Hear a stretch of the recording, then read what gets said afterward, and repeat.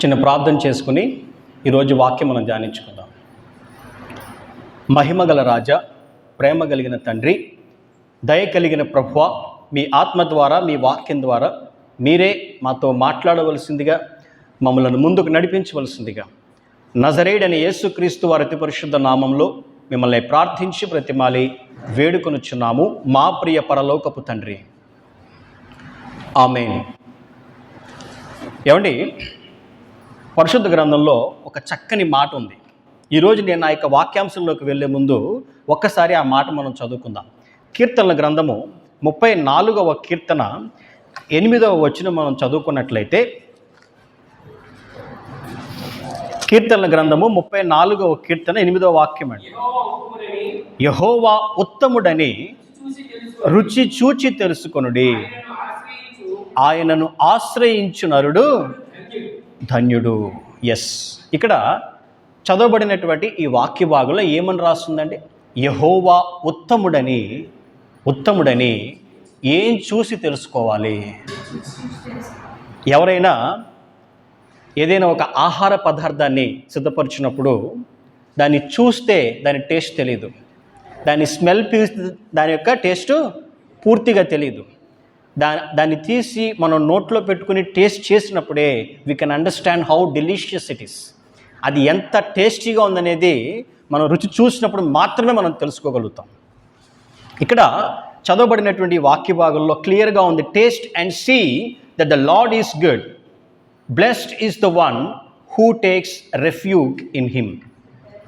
ఏమండి, సరిగ్గా ఇలాగే ఒక వ్యక్తి దైవ ప్రత్యక్షత కొరకు, దైవ దర్శనం కొరకు తన జీవితంలో ఎన్నో దినాలు, ఎన్నో సంవత్సరాలు ఎంతగానో ప్రయాసపడ్డాడండి. దేనికోసమండి? దైవ ప్రత్యక్షత కొరకు, దైవ దర్శనం కొరకు. ఆ దైవ దర్శనం ఎంత ప్రయత్నం చేసినా అతనికి దొరకలేదు. అలాంటి సమయంలోనే అనుకోకుండా క్రీస్తును ఆయన కనుగొన్నాడు. ఎప్పుడైతే ఆయన క్రీస్తును కనుగొన్నాడో అప్పుడు ఆయనకు నిజమైనటువంటి శాంతి, సమాధానం ఆయన హృదయంలో కలిగాయి. నిజమైనటువంటి దైవాన్ని లేదా నిజమైనటువంటి ఆ దైవ ప్రత్యక్షతను జీవితంలో ఆయన పొందుకున్నాడు. ఆ తదుపరి రక్షణ పొందాడు. తన జీవితకాలం అంతా కూడా క్రీస్తును ప్రకటించాడండి. ఆయనే బ్రాహ్మణ కుటుంబంలో పుట్టినటువంటి రెవరెండ్ పురుషోత్తం చౌదరి గారు. ఎవరండి? రెవరెండ్ పురుషోత్తం చౌదరి గారు. ఆయన గురించి ఈరోజు మనం ధ్యానించుకుందాం. పురుషోత్తం చౌదరి గారి జీవితాన్ని గురించి ఈరోజు మీతో పంచుకోవాలని ఇష్టపడుతున్నానండి. ముందుగా ఆయన 1803వ సంవత్సరంలో ఒడిస్సాలో సెప్టెంబర్ 5వ తారీఖున గంజం అనేటువంటి జిల్లాలో మదనపురం గ్రామంలో ఆయన జన్మించారండి. ఎక్కడండి? ఒడిస్సాలోని JAM గంజం జిల్లాలో మదనపురం గ్రామంలో ఆయన జన్మించారు. ఈయన వాస్తవానికి ఎక్కడి వారు అనంటే బెంగాల్లో ఉన్నటువంటి ఒక బ్రాహ్మణ కుటుంబం అండి. అక్కడి నుంచి వలస వచ్చి వీరు ఒడిస్సాలో స్థిరపడ్డారనమాట. ఓకే, సో ఈయన తండ్రి గారి పేరు కూర్మానాథ్ చౌదరి, తల్లి గారి పేరు సుభద్రమ్మదేవి. సో ఈయన యొక్క తండ్రి గారు ఏం చేసేవారంటే ఎప్పట్లోనండి, ఎర్లియర్ 19th centuryలో చెప్తున్నానండి ఇదంతా కూడా నేను. అప్పట్లో ఆయన పర్లకిడి రాజు ఆస్థానంలో ఒక కవి అనమాట, ఒక కవిగా ఆయన ఉంటూ ఉండేవారనమాట. ఈ యొక్క పురుషోత్తం చౌదరి గారు చిన్నప్పటి నుంచి కూడా చాలా దైవభక్తి కలిగినటువంటి వ్యక్తి. ఆయన బాల్యం నుండి కూడా దేవుని పట్ల మంచి ఆసక్తితో ఆయన ఉంటూ ఉండేవాడు అనమాట. ఇంకా భక్తి మర్యాదలకి ఏమాత్రం కొదవలేదు. దేవుడు అంటే భక్తి, పెద్దలంటే గౌరవం, ఇవంతా కూడా ఆయనలో మనం చూడగలుగుతాం. కేవలం 7 సంవత్సరాల వయసులోనే ఆయనకు ఉపనయనం చేశారనమాట. చాలా ఎర్లీగానే ఉపనయనం చేశారు. నిత్యం హైందవ గ్రంథాలను ఆయన ధ్యానిస్తూ, పఠిస్తూ నిత్యం దైవ ధ్యానంలో ఉంటూ ఉండేవాడు అనమాట. ఆయన ఎప్పుడు దేవుడు దేవుడు దేవుడు అని చెప్పి ఆయన ఉంటూ ఉండేవాడు. ఈయనకి దేవునిపై ఎంత భక్తి అంటే, ఒక ఉదాహరణ చెప్తానండి. ఈయనకి దేవునిపై ఎంత భక్తి అంటే, మీలో ఎవరికైనా శంకు చక్రాలు తెలుసా అండి? శంకు చక్రాలు వాటిని ఆ, అంటే ఆ యొక్క ముద్రలను అగ్నిలో కాల్చి తన 2 భుజాల పైన ముద్ర వేసుకున్నాడండి. వీటిని శంకు చక్రాలను. అంటే అంత భక్తి అనమాట ఆయనకి, దేవుని పట్ల అంత ఆసక్తి అనమాట. సో అలా ఈయన యొక్క బాల్యం అంతా కూడా గడిచింది. ఈయనకి సరిగ్గా 20 సంవత్సరాల వయసు ఉన్నప్పుడు రాధామణి దేవి గారితో ఈయనకి వివాహం జరిగిందండి. వివాహం జరిగిన తర్వాత ఈయన కుటుంబం ఒడిస్సా నుండి శ్రీకాకుళంలో ఆకల బాంపన అనేటువంటి ప్లేస్కి అప్పట్లో వారు వలస వచ్చేసారనమాట. అక్కడే ఉంటూ ఒక కవిగా కవితలు రాస్తూ ఈయన ఒక ప్రాంతం నుండి మరొక ప్రాంతానికి తిరుగుతూ ఉండేవారు. నేను చెప్పాను కదండి, నిత్యం దైవ సన్నిధిలో ఉండడం, ఆ యొక్క హైందవ గ్రంథాలను ధ్యానిస్తూ ఆయన ఉంటూ ఉండేవాడు అనమాట. ఇలా ఆయన యొక్క జీవితంలో ఆయనకు ఒక ఆశ ఉందన్నమాట. అదేంటంటే, నేను ఎలాగైనా దైవ ప్రత్యక్షతను పొందాలి, నేను దైవ దర్శనాన్ని నేను పొందాలి, నేను దేవుణ్ణి చూడాలి, ఆయన దర్శన భాగ్యం నాకు దొరకాలనే ఆసక్తి, చిన్నప్పటి నుంచి అదే ఆసక్తి అనమాట. అదే ఆసక్తితో ఈయన తిరగనటువంటి ప్లేస్ లేదు, చేయనటువంటి పూజ లేదు. అలా ఆయన పూజిస్తూ ఆయన తన జీవితాన్ని ముందుకు తీసుకెళ్తున్నాడు. కానీ ఈయనకి ఎలాంటి ఆ యొక్క ప్రత్యక్షత రావట్లేదు. ఎంత ప్రయత్నం చేస్తున్నప్పటికీ కూడా ఆ దైవ దర్శనం పొందుకోలేకపోతున్నాడు అనమాట. ఆ తర్వాత ఈయన ఏం చేశాడంటే, కొందరి దగ్గర శిష్యరికం కూడా చేశారు. సుమారుగా 7 దగ్గర ఆయన శిష్యరికం చేశారనమాట. చేస్తూ ఉన్నారు, చాలా సంవత్సరాలు గడుస్తూ ఉన్నాయి. కానీ ఎవరి దగ్గర అయితే ఆయన శిష్యరికం చేస్తున్నారో ఆ గురువుల దగ్గర ఈయన చాలా తప్పులు కనుగొంటున్నాడు, చాలా పాపాలు కనుగొంటున్నాడు అనమాట. ఎందుకంటే ఒకరేమో ఆ యొక్క మత్తును తీసుకునేవారు కొంతమంది, ఒకరు స్త్రీల పట్ల తప్పుగా ప్రవర్తించేవారు కొంతమంది, మరికొందరు క్షుద్ర పూజలు చేసేవారు కొంతమంది. అంటే ఆయన ఎవరి దగ్గర అయితే శిష్యరికం చేస్తున్నాడో ఆ శిష్యరికం చేస్తున్న గురువుల దగ్గర ఆయన ఎన్నో పొరపాట్లు, తప్పులు చూస్తున్నాడండి. అది ఆయన నచ్చలేదు. ఇంకా అనేక సంవత్సరాల పాటు ప్రయాసపడి ఆఖరికి ఆయన ఏ స్థితికి వచ్చేసాడంటే, అసలు దైవం అనేదే లేదు, దైవం అంటే కేవలం ఒక బూటకం మాత్రమే అనే స్థితికి ఆయన వచ్చేసాడు అనమాట. విసిగిపోయాడండి. అలాంటి ఒక స్థితిలో ఆయనకు ఒక కరపత్రం దొరికింది. ఆ కరపత్రంపై ఏమని రాస్తుందంటే, మత్తయి సువార్త 19వ అధ్యాయము 19వ వచనంలో ఉన్నటువంటి నిన్ను వలె నీ పొరుగువానిని ప్రేమింపవలెను అనేటువంటి వచనం, ఆ మాట అక్కడ రాయబడింది.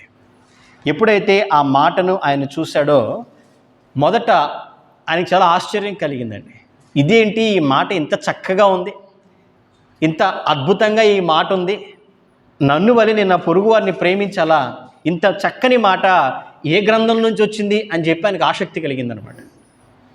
ఆయన అదే కరపత్రంలో ఇంకా చదువుకుంటూ ముందుకెళ్తుంటే ఆయనకి మరొక వాక్యం కనిపించిందండి. అదేంటంటే, సామెతల గ్రంథము 8వ అధ్యాయము 17వ వాక్యాన్ని ఆయన చూశారు. సామెతల గ్రంథము, నన్ను ప్రేమించు వారిని నేను ప్రేమించుచున్నాను, నన్ను జాగ్రత్తగా వెతుకువారు నన్ను కనుగొందురు.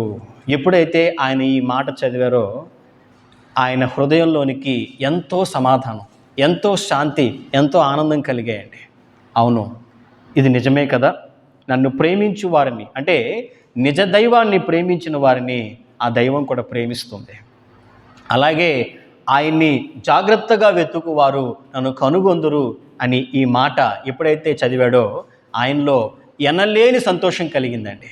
బహుశా నిజమైన దైవం ఈయన అయి ఉంటాడేమో అని చెప్పి ఆయనకు అనిపించింది. కాకపోతే అప్పట్లో ఈ యొక్క బైబిల్ గ్రంథం అన్ని భాషల్లోకి తర్జుమా చేయబడలేదు. తెలుగు భాషలో కంప్లీట్ బైబిల్ ట్రాన్స్లేషన్ లేదండి. ఈయన చాలా ప్రయత్నం చేశాడు, కానీ ఈయనకి కంప్లీట్ బైబిల్ దొరకలేదు. కానీ అప్పట్లో విలియం కేరీ గారు కొన్ని బుక్స్ని ఆయన ట్రాన్స్లేట్ చేశారనమాట తెలుగులోకి. ఏంటవేనంటే మత్తయి, మార్కు, లూకా సువార్తలు, గాస్పెల్స్. మొత్తానికైతే ఎంతో ప్రయాసపడి ఆ పుస్తకాలను ఆయన సంపాదించాడు. పుస్తకాలు సంపాదించి ఈ యొక్క మత్తయి, మార్కు, లూకా సువార్తలను ఆయన చదివాడు.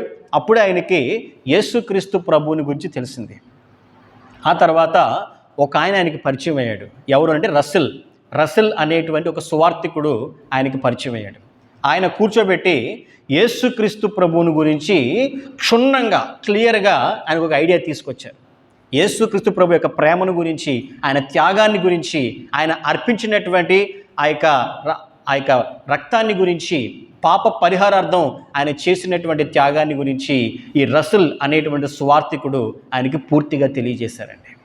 తన జీవితంలో బాల్యం నుండి నేను చెప్పాను కదండి, ఎంతో ప్రయత్నం చేశాడు దైవ దర్శనం కొరకు, హృదయంలో శాంతి సమాధానం కొరకు. ఎన్ని చేతి దొరకనటువంటి ఆ యొక్క సమాధానం ఎప్పుడైతే రసూల్ ద్వారా సువార్త విన్నాడో అప్పుడు కలిగిందండి.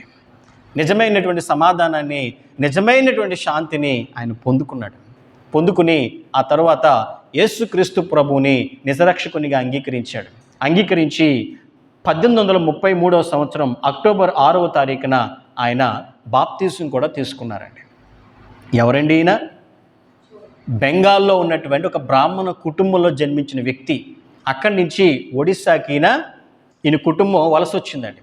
అక్కడ వివాహం అయిన తర్వాత అక్కడి నుంచి శ్రీకాకుళంలోకి ఆయన ఇక్కడికి వలస వచ్చాడనమాట. అలాంటి ఒక బ్రాహ్మణ కుటుంబంలో పుట్టినటువంటి ఈయన యేసుక్రీస్తు ప్రభు నిజరక్షకునిగా అంగీకరించి బాప్తిజం తీసుకుంటే ఏమవుతుందో ఒకసారి ఆలోచించండి. ఎంతో భక్తి నియమాలతో, ఏమండి, అప్పట్లో చాలా కట్టడిగా ఉండేవారు కదా. వారు ఏం చేశారంటే, ఇలా మా కుటుంబానికి, మన వారందరికీ చెడ్డ పేరు తీసుకొచ్చావు నువ్వు అని చెప్పి అక్కడికక్కడే ఆ క్షణమే ఎప్పుడైతే ఆయన బాప్తిజం తీసుకున్నాడని తెలిసిందో బయటికి పొమ్మని చెప్పారండి. ఆయన సంతోషంగా ఇంట్లో నుంచి బయటకు వచ్చేసారు. బయటకు వచ్చేసి ఆ తర్వాత ఆయన కవి కదండి, ఆయన అనేక కీర్తనలు ఆయన రాయడం ప్రారంభించారు. ఆయన రాసినటువంటి మొట్టమొదటి కీర్తన అదేంటంటే, నా యేసు ప్రభువును మరువగా లేనగా అనేటువంటి ఒక పాటను ఆయన రాశారనమాట. తెలుగు క్రైస్తవ లోకంలో రాయబడినటువంటి మొట్టమొదటి పాట ఇది. ఏంటంటే అది నా యేసు ప్రభువును మరువగా లేనుగా అనేటువంటి పాట అనమాట. ఆయన ఇంకా అనేక పాటలు ప్రభువును గూర్చి, ప్రభు యొక్క ప్రేమను గురించి ఆయన రాయడం జరిగింది. సుమారు 150 పాటలు ఆయన రాశారు. ఇప్పటికీ కూడా ఆంధ్ర క్రైస్తవ కీర్తనల పుస్తకంలో 70 పాటలు పురుషోత్తం గారు రాసినటువంటి పాటలు మనం చూడగలుగుతామండి. అప్పట్లో రాసినటువంటి పాటలు అన్నమాట ఇవన్నీ కూడా. అలా ఆయన కాంట్రిబ్యూషన్ చాలా ఉందండి. ఇందాక నేను చెప్పాను ఇంటి నుంచి బయటకు వెళ్ళిపోమని చెప్పారని. అక్కడి నుంచి ఆయన బయటకు వచ్చేసిన తర్వాత, అంటే శ్రీకాకుళం నుండి ఈసారి ఆయన మద్రాస్కి ప్రయాణం అయ్యారనమాట. ఈ మద్రాస్కి ఆయన ఎలా వెళ్ళారంటే కాలినడకనే ఆయన వెళ్ళారండి. ఆయన దగ్గర డబ్బులు ఏమీ లేవు. ఈయన అలా శ్రీకాకుళం నుండి మద్రాస్కి నడుచుకుంటూ వెళ్తూ దారి మధ్యలో అనేక మందికి దేవుని సువార్త ప్రకటిస్తూ వచ్చారనమాట. అలా ప్రకటిస్తూ సుమారు ఆయన ప్రయాణంలో 28 సంఘాలు కట్టాడండి ఆయన. హల్లెలూయా. చూసారండి, 28 సంఘాలు ఆయన కట్టాడు. అక్కడి నుంచి మొత్తానికి 3 సంవత్సరాల పాటు గాస్పెల్ చేసి సువార్త ప్రకటించి ఆఫ్టర్ 3 years మరలా తన ఇంటికి చేరుకున్నాడు. ఇంటికి వచ్చేటప్పటికి ఆయన బట్టలు బాగా మాసిపోయినాయి, పాతగిలిపోయినాయండి. ఆయన యొక్క ఫేస్ అంతా కూడా మారిపోయింది. గెడ్డం అంటే ఎలా పడితే అలా ఉన్నాడనమాట. ఆయన తన ఇంటి దగ్గరికి వెళ్ళి, అరుగు దగ్గరికి వెళ్ళి నించున్నప్పుడు కొంచెం ఆహారం అడిగినప్పుడు ఫస్ట్ ఫ్యామిలీ మెంబర్స్ ఇతను బెచ్చగాడేమో అనుకున్నారు. ఆ తర్వాత ఇతడు అని చెప్పి వాళ్ళు గుర్తించారనమాట. అంటే అంతలాగా ఆయన మారిపోయాడు. మరి ఒక బెచ్చగాడు అనుకున్నప్పుడు ఈయన భార్య ఏం చేసిందంటే పులిహార పెడదామని చెప్పి పులిహార తీసుకొచ్చిందండి. పులిహార తీసుకొచ్చి ఇతడే ఆమె భర్త అని ఆమె ఐడెంటిఫై చేసినప్పుడు ఆమెకు చాలా కోపం వచ్చి ఆమె ఏం చేసింది తెలుసా అండి, ఆ పులిహార తీసుకెళ్ళి పక్కనే పశువుల శాల ఉంది, ఆవులు గేదెలు ఉంటాయి కదండి, అప్పుడే పేడ వేసిన ఒక ప్లేస్లో పేడ మీద పులిహార వేసిందనమాట. నువ్వు ఈ కుటుంబం యొక్క గౌరవాన్ని, ఈ కుటుంబం యొక్క మర్యాదను మంటగలిపి నువ్వు రక్షణ చేసుకుని నీకు నచ్చినట్టుగా నువ్వు రోడ్డు మీద తిరిగావు, నీకు ఇదే ఎక్కువ, తింటే ఇది తిని లేదా పో అని చెప్పి భార్య అప్పుడే వేసిన పేడ మీద పులిహార వేసి లోపలికి వెళ్ళిపోయిందండి. ఆయన అలా లోపలికి వచ్చి ఆయన చాలా ఆకలితో ఉన్నాడనమాట. ఆ పేడ మీద ఉన్నటువంటి పులిహారనే ఆయన ఏరుకుని అదే తింటూ దేవునికి కీర్తన పాడుతూ పాట పాడుతూ అదే తిన్నాడు ఆయన. అప్పుడే ఆయన ఒక పాట కూడా రాశాడండి, ఒక అద్భుతమైనటువంటి పాటను కూడా ఆయన రాశారు. అలా అంటే ఆయన అనుకున్నటువంటి ఆయన ఆలోచన ఏంటంటే, యేసుక్రీస్తు ప్రభు నా పాపాల కొరకు, ఈ ప్రపంచ మానవాళి పాపాల కొరకు ఆయన ఎన్నో శ్రమలు అనుభవించాడు కదా, ఆయన శ్రమలతో పోలిస్తే నా శ్రమ కాదులే, నా బాధ కాదులే, నా దుఃఖం కాదులే అని చెప్పి అదే ఫుడ్ తిన్నాడండి ఆయన. అలా తింటూ దేవుని మీద పాట పాడుతూ సంతోషంగా ఆయన అదే ఫుడ్ తింటూ ఉంటే అప్పుడు ఆయన భార్య రియలైజ్ అయింది, అయ్యో ఇలాంటి వ్యక్తినా నేను కష్టపెట్టాను, ఇలాంటి వ్యక్తినా నేను బాధ పెట్టానని చెప్పి ఆమె కూడా బాధపడి ఆమె కూడా ఆ తర్వాత ప్రభువుని అంగీకరించింది, బాప్తిస్మం పొందింది. వీరిద్దరూ కూడా తర్వాత మరి బయటకు వచ్చి దేవుని సువార్తను వారు ప్రకటిస్తూ ఉన్నారండి. ఇలా ఆయన జీవితకాలం అంతా కూడా ఆయన యేసు ప్రభువుని గురించి ఒక పక్క కవితలు పాటలు రాస్తూ మరొక పక్క దేవుని సువార్తను ఆయన చేస్తూ మరి నిజంగా కూడా ఎంతోమంది చేయలేనటువంటి సువార్తను ఆనాడు ఎప్పుడండి 1830, 1840, 50లోనే ఆయన గొప్ప సువార్త చేశాడు. మీకు ఎప్పుడైనా సమయం దొరికితే ఆంధ్ర క్రైస్తవ కీర్తనల్లో ఇప్పటికీ ఆయన పాటలు ఉన్నాయండి. అద్భుతమైనటువంటి పాటలు, ఆలోచింపచేసేటువంటి పాటలు, ఏమండి దేవుని స్తుతించి గణపరిచేటువంటి పాటలను ఆయన రాశారు. ఈ రకంగా ఆయన దేవుని సువార్తను చేసి, ఇందాక నేను చెప్పాను ఆయన ఒక పాట పేడ మీద ఉన్నటువంటి ఆ పులిహోర తింటూ పాట పాడానండి. ఆ పాట యెహోవా మా తండ్రి కాడ, యేసు మా అన్న కాడ అనేటువంటి పాట అన్నమాట. మీరు ఫ్రీ టైంలో ఆ పాట వినండి. యెహోవా మా తండ్రి కాడ, యేసు మా అన్న కాడ అనేటువంటి పాట అన్నమాట. అలాంటి సిచ్యువేషన్లో ఆయన రాసినటువంటి పాడినటువంటి పాట ఆయన. అలా అనేక సంవత్సరాలు ఆయన దేవుని సువార్తను ప్రకటించిన తర్వాత ఆయనకి 87వ సంవత్సరం ఉన్నప్పుడు 87వ ఏట అంటే 1890 ఆగస్ట్ 23వ తారీఖున ఆయన ప్రభునందు నిద్రించారు. ఆయన ప్రభునందు నిద్రించేటువంటి క్షణాల్లో ఆయన పలికినటువంటి మాట ఏంటి తెలుసా అండి? ఆయనలో ఎలాంటి దుఃఖం లేదు, ఆయనలో ఎలాంటి అసంతృప్తి లేదు, ఆయనలో ఎలాంటి వేదన బాధ చింత ఏమీ లేదండి. ఆయన దగ్గర డబ్బులు లేకపోయి ఉండొచ్చు, ఆయన దగ్గర ఆస్తులు లేకపోయి ఉండొచ్చు, ఆయన దగ్గర ఒక సౌకర్యవంతమైన జీవితాన్ని జీవించకపోయి ఉండొచ్చు, బట్ స్టిల్ ఆయన అంటున్నాడు, కల్వరి గిరీష నా ప్రభువా, కల్వరి గిరీష నా ప్రభువా అని సంతోషంతో ఆయన ప్రాణాన్ని విడిచిపెట్టాడు అనమాట. మరి పురుషోత్తం చౌదరి గారు నిజంగా కూడా ఆయన ఎంతో త్యాగం చేశాడండి తన జీవితంలో. అంటే అప్పట్లో అట్లీస్ట్ ఈ యొక్క గ్రంథం పూర్తిగా కూడా ఆయనకు అందుబాటులో లేదు. అలాంటి సమయంలోనే యేసు ప్రభు పట్ల ఆయనకు ఉన్నటువంటి ఆసక్తి మామూలు ఆసక్తి కాదండి. అంటే గుండెల మీద చేసుకుని చెప్పండి, ఆన్లైన్లో వాక్యం వింటున్న వారు కానీ ఇక్కడ కానీ వారం రోజుల్లో 7 days ఉన్నాయి కదండి, ఆదివారం చేసి 6 days ఉన్నాయి. 6 daysలో ఎన్ని గంటలు మనం బైబిల్ చదువుతున్నామండి, లేదా ఎన్ని నిమిషాలు మనం బైబిల్ చదువుతున్నాం? మన దగ్గర కంప్లీట్ బైబిల్ ఉంది విత్ ఇంటర్నెట్. మనకు బైబిలే ఉండక్కర్లా, నెట్లో కొడితే వస్తుంది బైబిల్, ఎక్స్ప్లెనేషన్ వస్తుంది కావాలంటే. అలాంటి సౌకర్యం ఈరోజు మనకు ఉందండి. మనం ఎంత చదువుతున్నాం బైబిల్ని? అప్పట్లో వారు చదివిన దాంట్లోంచే వారు గ్రహించుకుని అందులో నుంచే ప్రభువుని అర్థం చేసుకుని భాష రాకపోయినా భాషలు నేర్చుకుని మరి దేవుని గురించి అని తెలుసుకున్నారండి. నా ఉద్దేశంలో వారు నిజమైనటువంటి warriors. Hallelujah. They are the real spiritual warriors అండి. అంటే ఒక యోధుడికి ఆయుధం ఉండాలి. ఆయుధం లేకుండా యోధుడు యుద్ధం చేస్తాడని చెప్పండి.